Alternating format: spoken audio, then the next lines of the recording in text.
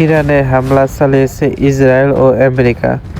এর মধ্যে তেহরানের মাঝে খামেনির বাসভবনের কাছাকাছি বিস্ফোরণের শব্দ পাওয়া গেছে। এইমাত্র যুদ্ধ শুরু হয়ে গেছে এবং তেহরানে ইসরায়েল এবং আমেরিকা হামলা চালাইতেছে।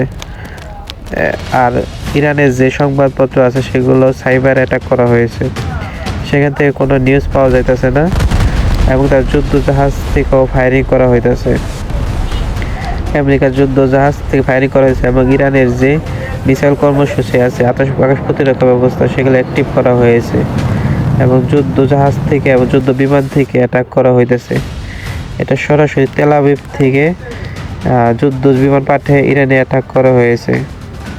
ইরানে এইমাত্র তেহরানে মিসাইল হামলা হয়েছে এবং খামেনির যে বাসভবন আছে তাই সেটার আশেপাশে বিস্ফোরণের শব্দ পাওয়া গেছে। ইরানে অ্যাটাক হয়েছে রণতরী থেকেও এবং যুদ্ধ জাহাজ থেকেও অ্যাটাক হয়েছে।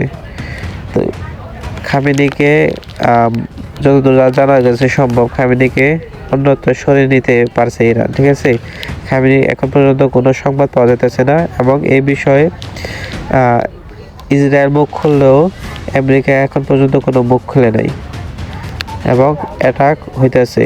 দেখা যাক পাল্টা অ্যাটাকে ইরান কি করে। ইরান এখন পর্যন্ত কোনো অ্যাটাক করে নাই।